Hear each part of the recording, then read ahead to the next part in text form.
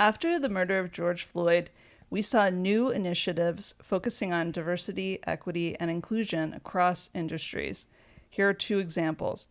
In 2021, 22 Squared, a marketing agency in Atlanta, worked with the NAACP to map the hundreds of Confederate monuments still standing in the United States, share their history, let visitors add graffiti-style tags to a statue, then contact a local elected official to call for its removal. McDonald's recently announced that it would offer $250 million in low-interest loans to new franchisees over the next 5 years as a way to help increase diverse ownership of its U.S. restaurants. That followed the chain's move to tie executives' annual incentives to increasing the share of women and racial minorities in corporate leadership roles by 2025. The author, Dale Buss of ChiefExecutive.net, says the most important work at companies so far has been happening in between these extremes. The moves range from taking an inventory of the workforce on diversity measures to systematizing an approach for changing the status quo, from implementing change through a sweeping remake of leadership to starting with sparks from a DEI-focused town hall meeting, from building an organizational hierarchy for DEI to business leaders embracing individual responsibility.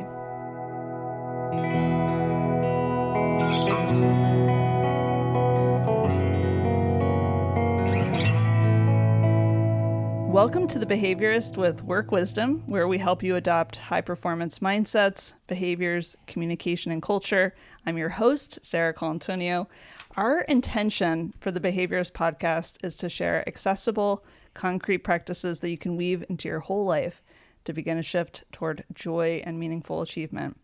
Today, we're having a conversation with Esther Angell of Cargas Systems. Thank you, Esther, for being here. Yeah, my pleasure. Vanessa Philbert from Work Wisdom, Right. Also Community Action Partnership, to talk about equitable workplace culture. Thank you both so much for coming here on this very windy, weirdly snowy day. It's supposed to be spring. The first question I want to ask, it's kind of the big question. Why do you think it's so important? Maybe this is obvious. Why do you think it's so important for companies and organizations to do this work of creating an inclusive culture? Well, I think, you kind of stated it's the obvious, right? So it's the right thing to do. I think there's definitely an element of that. But for a lot of organizations, you want to look at beyond that. Okay, it's the right thing to do. Look at the numbers. Look at our workforce and who we need in the workforce. We need people to feel comfortable coming to work. We need people to be engaged, and we need them to be doing the work that our economy needs. So if you've got a business, you should be thinking about, how do I ensure that people are going to retain, stay with me? The other thing to keep in mind is that there's a matter of effectiveness and efficiency. If people feel included, if they feel comfortable, if they feel engaged, they're going to be more productive. So if you're looking at your workforce and they're spending their energy and their time and their concern on performance in a way that's not helping your organization, you're not getting the best out of your employees and engagement. So there's, of course, that it's the right thing to do. We should be doing this as a culture and as a community, but also it's the thing that we need to do in order to ensure the stability and long-term goals of our organizations. Yeah. I think it's interesting. I totally agree with all those points, Esther. And I'm also curious about this position around, I don't always know if people know it's always the right thing to do. And I think the workplace becomes another classroom for folks who maybe are not talking about this with friends or at a dinner table or engaging in the self-work and self-awareness and kind of truth-telling of history and why it does matter. So I think it's so great that there are places in this community like Cargas with folks like you at the helm who are saying, no, we should be creating a mindset that it should matter and this is the good thing to do. And yeah, there's a business benefit to that kind of execution on equity. I guess Sarah and I are gonna play tag team a little with questions today. Yeah. So we're gonna hot seat Sarah for a second here. And as part of Work Wisdom, you all have been leaning into equity work beyond the years of what has happened in our country in 2020. So from your perspective, why? Why did you guys jump in? Why did you think it was, part of revolutionizing the workplace? I think a lot of it is what, Esther, you were talking about. Number one, it being the right thing to do. I mean, I have to give Kedron so much credit for this because she felt like this was really key. So before it was being talked about, she was like, we need to have this as a thing. And, Vanessa, we were talking about this the other day, like we weren't really getting hired for it. Right. but that underlying having an inclusive culture, it's good for everybody. And it does change the world. So, all right, I think that's Kedron really cares about that, and she was, I feel like, wise enough to see we needed to do something about it early on. That's great. There's an analogy, and I don't have this technical term for this thing. One of you bright people should know. So, when we have sidewalks, what's the curb thing where it kind of dips down? Is there a special name for that part of the curb that's built to accessibility? The accessibility ramp. I am glad you're here because I was going to call it the dip. So the success the dippity-doo, also known as. Yes. But I think it's such a great, reminder because when I think about why that was built, it was about creating access, but everyone in a community benefits from that dip. Whether you're moving and you're trying to pull things into your new place, whether you, like me, who from New York, when you do laundry in a laundromat and you're lugging your laundry, groceries, when you have your babies and you're looking for an easy place to get your stroller up. And I think that's really, when we think about why it matters in the workplace, it's kind of that analogy of we built something that had one person in mind, but everyone benefits. From that accessibility benefits ramp. From learning. And I think that's one of the key things for this that we often don't take in, it's not about preaching at, it's about being willing to have a conversation. Am I willing to have a conversation with someone with a different background than me? And am I willing to listen and appreciate that their point of view, their past experiences, those are just different than mine. And being comfortable in who I am and to listen to someone else and say, this is who you are, where you came from, what's your background, what were your experiences? Because if we can listen, that's the largest part of DE&I to me is, are you willing just to listen and be curious? So if we can approach things with an attitude of curiosity as opposed to judgment, I'm not going to judge where you are, what you said. I may not agree, but I'm going to listen. I'm curious about what you think, about how you feel about the experiences that you've had. Yeah. I think what's interesting about that is it's this idea of an invitation. Yes. So there's this space in equity work where we talk about, when we call people out versus how much more we get when we call people in. And an invitation is a calling in. So I guess I'm curious from your perspective, Esther, is when you think about when Cargas decided to call people in, what did it take? What do you think it takes to get started? How do we give some tips to other businesses when they're saying, I've got so much other things to prioritize in doing business. How do I prioritize this and where do we even start? Right. I think that one of the great places you can start is with a baseline, right? To know where you are and to be honest with yourself about where you are is one of the best places to start. And acknowledging that so when we did it, when Cargas started going through this, we knew we were in a pretty good place. And that's what we found. Hey, people feel very comfortable having these conversations. That wasn't a surprise to us, but it also validated what we felt and thought. There was other areas okay, let's continue to work on that. What was interesting is that because we set that baseline, we had some place to go from there. So for us, it was not just understanding where we are internally, but how do we influence the community around us, which was a big deal because we work in a lot of environments where there may not be that equitable, that conversation. And how are we willing to continue to influence the areas around us, not just within our four walls. So for companies and organizations looking to say, hey, we want to evaluate, we'll look at your numbers. That's a great place to start. Surveys, focus groups, You can actually do, if you are interested, you can go more in depth into salary, equity scales, so who's paid more or less, take away and evaluate that on different criteria. I think just doing anonymous surveys, non-anonymous surveys, find out where do they feel like they are? They're willing to have those conversations. I think that's one of the key things, is just being willing to say, this is where we are, because then it allows you to chart a path. Right. So it's this idea of like, let's get educated. What do we know about ourselves? What's our baseline? And then maybe add some transparency to that formula, right? Because we are trying to engage people in a space of trust. Yes. For those folks who identify as part of being in communities that maybe are underrepresented in some ways, trust is, psychological safety is so important when it comes to equity work. It's one of the things that I think about a lot, because our intentions can be good. So we do this work sometimes in some of our trainings where we talk about there's a difference between impact and intent. Right. And the intent can be very good, but the impact, if it's not really well thought out, can be harmful. It can be. And I think it's important to be honest. And if there's going to be mistakes made, this isn't perfect, right? So if you're having those conversations and having the open flexibility to say, I'm not really comfortable with this, that's okay. We can't, berate people for not being willing to engage if they're not ready for that engagement. And that's a hard place to be. But this is a very personal, sensitive journey for folks. And it's okay. And I think it's outside. One of the other things I want to bring up about DE&I is not conventional. We often think of race, but that's just one portion of it. We might have people with different socioeconomic backgrounds, or people that have different experiences, veterans, for example, people who are coming from different types of mental health issues. So DE&I is not really just about saying, we're doing the racially right thing. And I know this is sensitive topic to say, but it's not just about that.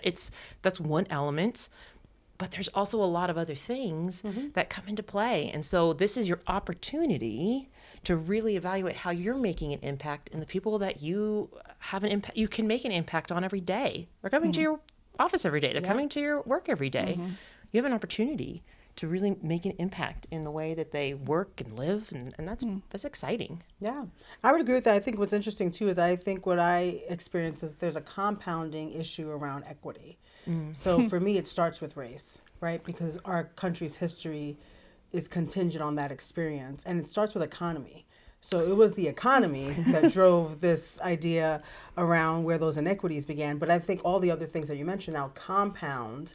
So if race is not the space that you are feeling disenfranchised in some way, but if you're a woman, if you're someone who's dealing with a mental health condition or a diagnosis, if you are abled or not able-bodied, all those things compound.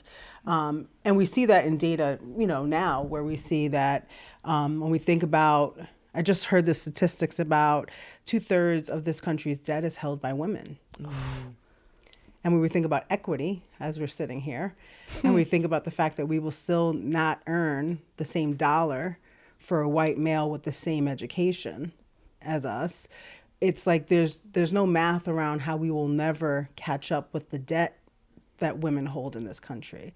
So it's that compounding issue. So I guess shift our mind to maybe a little strength-based approach. And Sarah, I'm interested what your thoughts are on this. How do you, and you've worked with so many organizations, what do small wins along the way look like when we're leaning into equity? Yeah. Well, I think a small win is being comfortable with being uncomfortable. I think that's kind of a big one now that I think about it, because do you agree? Yeah, I think that's it is, you have to be willing to be uncomfortable. I think small wins could be willing to have a conversation. Yeah. Even if things didn't go quite the way you thought they were going to go, maybe you didn't see the result that you wanted to see, being willing to have the conversation. Yeah. That can be a big win that seems like a small win. And I think a small win, to your point, Esther, before, was like just willing to be curious. Yes. Like it feels like a small win, but that feels so significant when we take the posture of a learner on, especially in those spaces where maybe that isn't my lived experience, but I want to learn. And when we think about how much that does in that relationship, that feels maybe like a big win. But so if we think about some small wins, maybe seem like those personal touches of learning and conversations, what are the big wins when we're really getting it right? more open dialogue. I think the more open people are about having a dialogue at their workplace, I think that's a big win. When people are willing to say when they aren't comfortable or when they are comfortable, I think that's your objective. So our objective isn't to create divide, right? It's to create unity. And we are creating unity in the fact of appreciation for experience. So it's not saying, well, you had that experience, I had this experience, therefore we're different. Well, we're all different. We all have different experiences. You had that experience. I appreciate the experience that you had, and that can bring us closer together. That's the objective. That's the goal. We can't get there without dialogue and conversation and understanding and, again, curiosity and just being willing to have conversations and ask questions and listen. Yeah. I think so. A big win would be, for me, if I see someone who has a preconceived notion about a thing and I see them listening, not even acknowledging, just listening, that to me is a big one. Yeah, that's good. Sarah, any thoughts from you? What feels like a big one? I was thinking women and people of color in major leadership roles. Those are big wins. Yeah. Yeah. I'm just thinking about, Ketanji. Ketanji. And just being amazing. And the thing that's the impact that that even that situation is having for so many people that are like, this is for the first time we're going to have, it looks like, a Black woman on the Supreme Court, like the first time. Yeah. And someone who's uber qualified. Yeah. Yes. Yeah. Beyond qualified, right? Beyond. I mean, just, yeah. Yeah, I get that. So, yeah, I think those are the big deals to me. It's interesting. So in my other hat of my cap hat, my cap. You like that? I was just opened up for that. Yeah. Yep. We're doing some equity work ourselves. And it's been so interesting because I'm the first woman and first person of color to lead the organization. It's history of 66 years, right? So there's a responsibility that I feel every day to figure out what I'm doing and if I'm getting it right. But we've been on this journey with a consultant to help us think about, like, where are we? What's our baseline? How do we measure what we should be doing? And it was fascinating because I think some folks maybe thought that I wouldn't be as curious to spend the money and to do all the work because I'm a woman of color. And I was like, well, this doesn't end here. Right. It's like, here it is. She did it. So we've been learning so much about ourselves, whether it comes to, like, we're looking at things in all these different domains, but one of the things was around our space. And I was like, oh my gosh, this will be fine, and then when I got feedback, about all the places that we are not kind of pouring our efforts of equity into our spaces, there were some things that I was, like, embarrassed about. Like, I was like, how could I have missed that?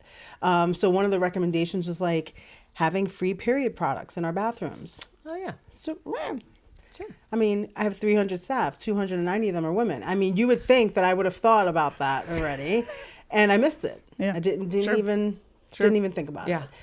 So I think this idea of a posture of curiosity, but I think then it has to be a commitment to action. Yes. Because we can be in the learning and do all the survey taking and that. I mean, we're in that space now and we're learning so much, but there has to be a commitment to action and a commitment to resources, because equity shouldn't be done on the cheap. It's kind of like, it feels like an oxymoron, right? To do equity on the cheap.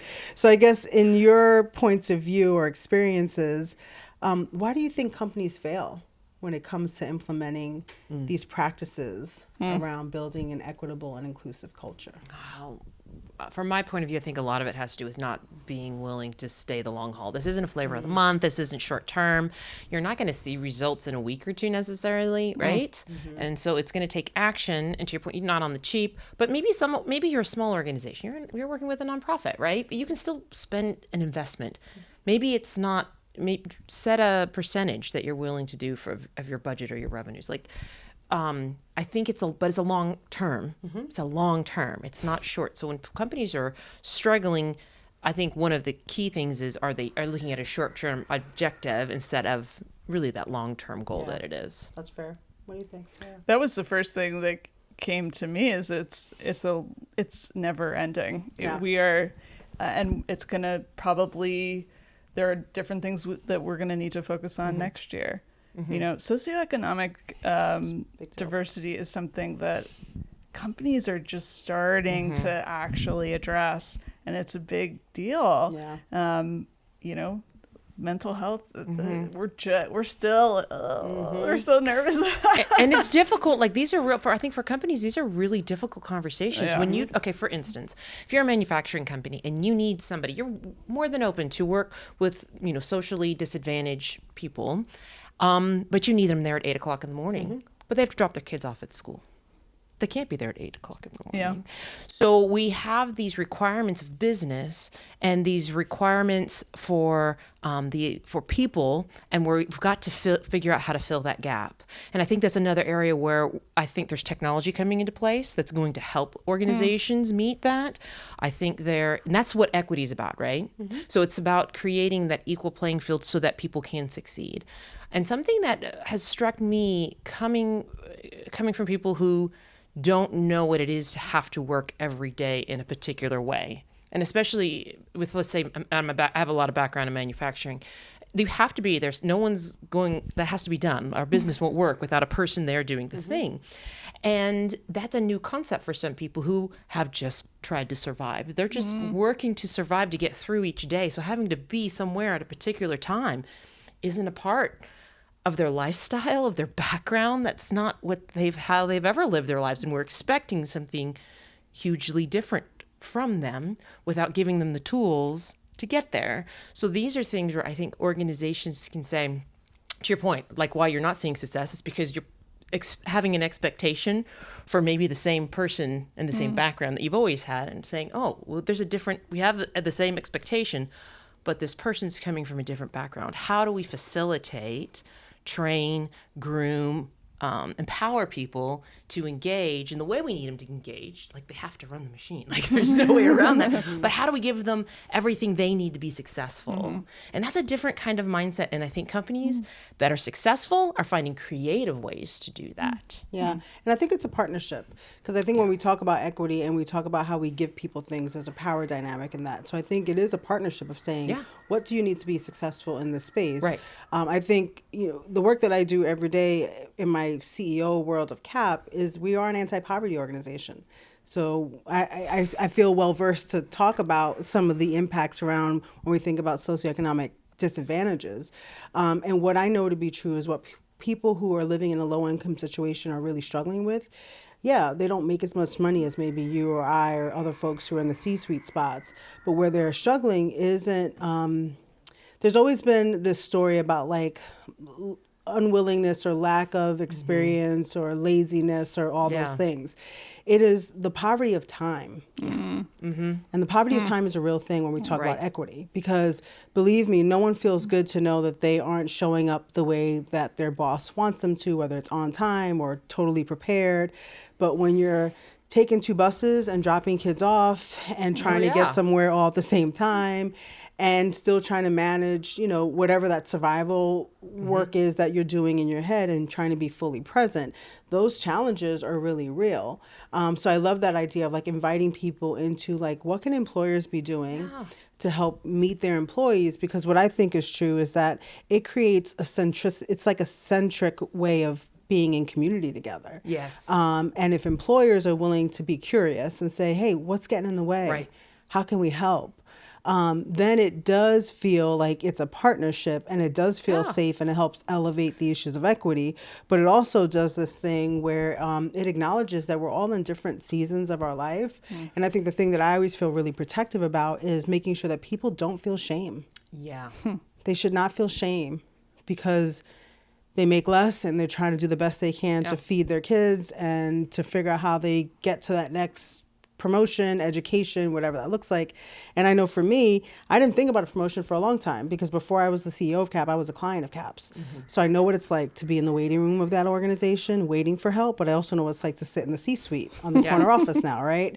And I have to keep those realities close together in order to live into what I believe equity is. Well, and I think it's difficult for organizations sometimes because they are figuring, like, and it's different. Like if you're in an office space, right? So different. So if I'm in a Cargas, we have a flexible work schedule. But again, there are some roles and jobs that just require this time. So how do you do that? And this is where I think that creativity comes into place. I agree. Okay, we'll start your machines at 9. Like change. Yeah. What's there's actually some really interesting technology coming out where they're saying it's gig work, so you can set your own schedule, empowering the worker to set their schedule for when they can be there. Well, that's mind blowing. Yeah. Especially for manufacturing, where we traditionally say we have to do a specific, we have to have specific shifts at specific times, and it's a challenge. Or no doubt, it puts more impetus on the employer to figure out how to make that happen. But we need everyone to be able to show up and to have the time to do it. And I think there's just where communities also need to engage. And this is where I also think that nonprofits and business can work better together to say, hey, we've got these resources, we've got these needs, we've got these people. How do we make these connections? And so if organizations are struggling, and again, it's long term, so it's not going to be a quick solution. But if they're struggling, reaching out to organizations like CAP in their communities to say, hey, this is what we need. Look, there's help wanted signs out everywhere you go right now. Everywhere you go. Everywhere we go right now. So reaching out to CAP and saying, hey, we need workers. Do you know, is there a work study program that we can work with you guys? Who is available? Where are you seeing? Where are you seeing people who want to work but don't feel like they can work? And what's in the way? And exactly what's in the way. Is it single moms? Is it people with lack of transportation, with lack of accessibility? What is it? And then let's work together to see if we can empower people, and everybody wins. Yeah. I mean, it's a big deal. I mean, I think when I think about poverty and when we think about inequity in terms of, especially when it comes to like when we think about race inequity, gender inequity, it is a generational problem. It has been. Didn't just get here in 2020, right? So for me, it's thinking about what are the generational solutions, because we have to find solutions that last more than one generation. But what I love about this current generation that's with us is that they are in the workplace demanding that their employers show up in a way that is honest and true to the issues of equity.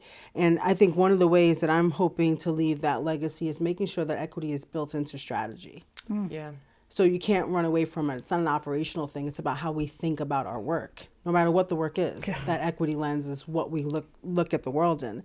So I guess if we could give some advice to leaders, because we've got it all figured out, guys and gals. Not really, not at all. So if we could give some advice maybe for some leaders who need some encouragement, who are feeling frustrated by maybe not exactly where they want it to be, when it comes to their culture around equity in their workplaces.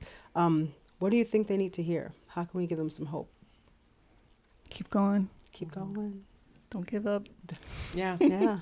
And just because you don't see the results that you think you want to see right away, continue on. This isn't short term. This is long term. You're in it for the long haul. And the impact that you're going to have may not be right now. I mean, how many times have you had people make a huge impact in your life? And maybe it's the work that you did. You didn't see the results you wanted, but the employee that you touched, even if they didn't stay with you, they went to but at that place they were able to live a better life, have a better themselves. So hang in there. It's not something that's going to turn around in a day. It's going to take some buy-in. It's going to take time, and keep plugging away at it and being open-minded. Being open-minded and even being curious about why something's not going the way you think it should have gone. Fair point. Right? I tell you what, there's some of the best advice I got was when I moved here was you can't be in a state of curiosity and judgment at the same time. That is good advice. And so it's really helped me because I'm one of those people that immediately wants to go to, okay, this is what I'm going to say as soon as they shut up. Yeah. Right? So having to be really curious and say, oh, what did you mean by that? How come you feel that way? Tell me more. Yeah. So this idea of curiosity and learning, some perseverance, I think is what's necessary. And I would say, that there is a bottom line benefit to leaning into equity. So if doing it because it's the right thing, because your employees, require it of you and are expecting that in order to maintain your retention as an employer, if those are not all the right motivators you need, I think there is this motivator around your bottom line. Yeah. And we know that I recently saw some data that said if we were to manage some of the inequities that are here in this county, I'm not talking about somewhere else, here in good old Lancaster County, there would be $1.9 billion more dollars added to our GDP. Whoa. Yeah, that's It's a huge. big incentive That's to huge. get it right. And Yeah. because it's the right thing. And because it's the right because thing. it's the right thing. Yeah. No, I agree. And hey, you know, employees, we need employees. We need people to show up to work. And people are leaving the workplace right now because I don't have to put up with this. I don't have to live this way. I want to they've live got- my existence, and I have other options to live my existence and Yeah. to live who I am out. So let's create places at our work that are empowering to that person, Yeah. to people. Yeah. And I would say let's build places that are classrooms of equity. And I think when I look at the definition of equity, I try to remember what it means from this really technical place, but it's this pursuit of fairness. And that word pursuit reminds me that it's action oriented. Yes. And that a pursuit doesn't mean that I've, it's not it's not a point A to point B. I'm in pursuit of that. Yeah. Right. And I might be in pursuit of that for a long, long time. But I'm glad to do it. I think it's good work. And be willing to fail. You're going to try some things. Yeah. You know, and I think that the fear of failure often leads to an action. Yeah. And and if it doesn't work, you try something else. Yeah. Right? So don't be afraid to fail. Don't be afraid to say, "Oh, that didn't work. Let's move on to the next. Let's try something else." Right. And listen to people that are talking to you about it. Yeah, it's good. Well, I don't know about you, but this is one of those conversations that has so many dimensions and ways that we can talk about it. Yeah, right. So we're glad that we have local businesses doing local great things and being curious and setting some of those baselines and setting a target for what, better could be. So I'll hand it back over to Sarah. Yeah, thank you both. Thank you both for taking the time to talk about this today. Thank you, listeners, for downloading The Behaviorist. We hope you'll subscribe. Please reach out to us through our website, workwisdomllc.com, where you can enjoy Work Wisdom Press and productions, ask questions, and give suggestions of topics you'd like us to explore in future episodes. We might have to do some more on this particular topic. As we do, we'll end with a quote from Anthony DeMello. "How shall I help the world?" the student asked. "By understanding it," the teacher answered. "And how shall I understand it?" "By turning away from it." "How then shall I serve humanity?" "By understanding yourself."